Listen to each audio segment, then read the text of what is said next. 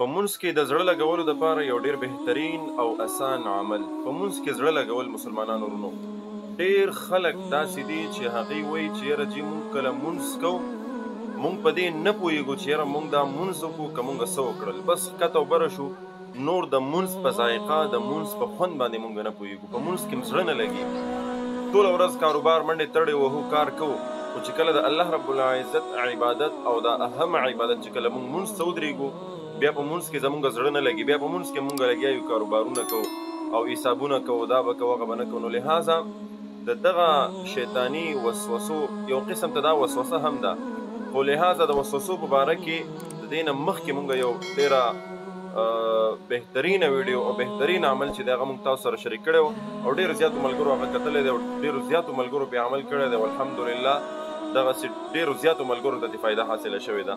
نو لهذا د وسوسو دپاره او دغه رنګې په مونځ کې چې څومره شیطاني وسوسې دي او په عام حالت کې شیطاني وسوسې دي د هغې نه د نجات دپاره دې نه مخکې مونږ ویډیو چې دی جوړه کړې ده تاسو سره مونږ شریک کړې ده خو دا نننۍ ویډیو چې کومه ده دا دې دپاره ده چې یاره په مونځ کې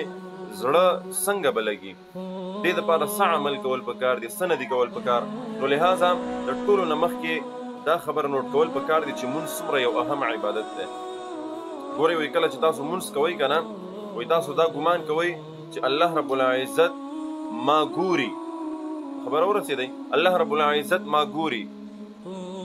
اول خو پکار دا دی چې انسان مونځ کوي که نه چې یاره دی وایي چې یاره الله رب العزت ما ته مخامخ دی او الله رب العزت ما ته ښکاري او زه لګیم د هغه عبادت کوم هغه ته سجده کوم که داسې نه شي کولی نو کم از کم دومره خو پکار ده چې دی مونځ کوي که نه او دا سوچ وکړي چې یاره الله رب العزت اوس ما ګوري او دا مونځ چې دی دا د الله رب العزت یو ډېر اهم عبادت دی او دا مونځ چې دی دا د الله رب العزت سره خبرې دي نو ګورئ د خپل خالق د خپل رب سره خبرې کول دا ډېر یو ناشنا کار به مونږ ورته ووایو ډېر یو د عظمت والا کار به ورته مونږ ووایو دنیا کې یو معمولي سړی وزیري افسري داسې څه دنیاوي عهده ورسره نو هغه سره چې سړی ملاقات کوي د ټول نه مخکې به هغه نه ټایم اخلي او دغه سره چې څومره کسان یي سیکرټري وغیره د هغې نه به ټایم اخلي بیا چې ټایم درته درکړي اول خو به ټایم نه چې ټایم درکړي نو بیا به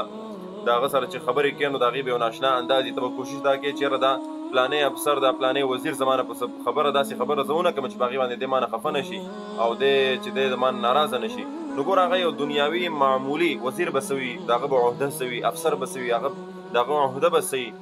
خبره ورسېده خو کل من علیها فان دنیا چې فاني ده نو د دنیا وزیران به څه وکړي خبره ورسېدی نو د الله رب العزت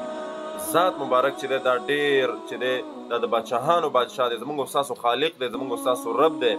د ټولې دنیا د بادشاهانو بادشاه دی نو بیا چې کله هغه ته مونږ او تاسو ودرېږو د هغه ملاقات ته مونږ ځو د هغه سره خبرو کولو ته مونږ ورځو نو ګورې دا بیا ډېر د احتیاط عمل دی او ډېر د احتیاط کار دی او هغه دا مونځ دی نو چې کله مونځ کوئ او زړه نه لګي په مونځ کې نو لهذا کله چې تاسو اوده کېږئ ماسخوتن چې کله تاسو اوده کېږئ نو درې مرتبه درې ځله به درود پاک مخکې وروسته وایئ او په منځ کې به د الله رب العزت دا درې نومونه دي یا الله یا غفور یا قادر دا به وایئ او دا به په دې خپله سینه باندې چوف کوئ او نیت به پکې دا کوئ چې یا الله په دې مبارکو نومونو چې دا هم د الله رب العزت نومونه دي د دې نومونو په برکت سره یا الله زما زړه چې دی دا په مونځ کې دا ولګې او د مونځ چې کوم خوند او ذایقه ده دا ماته حاصله کړي نو انشاءالله العظیم چې الله رب العزت درته د مونځ ذایقه او خوند در نصیب کړي کوشش دا کوئ چې مونځ ته ودرېږئ شاته دنیا پرېږدئ کاروبار پرېږدئ مال حال پرېږدئ هر څه پرېږدئ دا ذهن مکمل د دنیاوي سوچونو نه بالکل پاکوئ او بیا الله رب العزت ته ودرېږئ نو انشاءالله العظیم د دغې مونځ په خوند او سکون باندې به تاسو پوهېږئ او بل دا دی چې مونځ کوئ نو ډېر په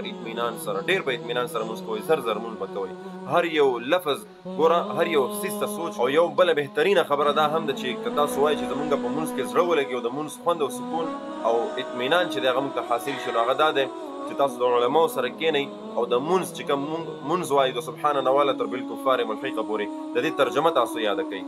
لفظي ترجمه د خپل جماعت استاد سره د خپل قاري صاحب سره لږ کښېنئ او دا شروع کوي انشاءالله العظیم زما اراده دا هم ده چې زه د ویډیو په شکل کې تاسو سره د مونځ ترجمه دا به انشاءالله که وخت میلاو شو او الله رب العزت ته منظور و نو انشاءالله العظیم زه به کوشش کوم چې زه تاسو سره شریکه کړم خو بیا هم تاسو کوشش دا وکړئ چې د خپلو علماو سره د خپلو جماعتونو چې کوم ستاسو استادان دي د هغې سره کښېنئ او د مونځ ترجمه د نن نه شروع کړئ ډېر خلک دنیا لګیا د مونځونه کوي بس هغه یو عادت دی پوره یې کې ولاړ شي خو په دې نه پوهېږي چې په دې مونځ کې مونږ څه وویلې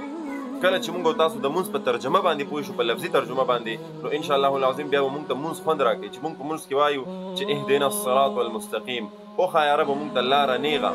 کومه لاره؟ صراط الذین انعمت علیهم، هغه لاره د هغې کسانو لاره چې په هغې خلکو باندې تا خپل انعامات کړي دي، تا په خپل انعامونه راورولی دي. ګوره نو دغسې چې کله بیا موږ د هر یو لفظ ترجمه یاد کړو او په هر یو لفظ کې موږ د الله سره هغه خبرې کوو، د الله نه غواړو، د الله نه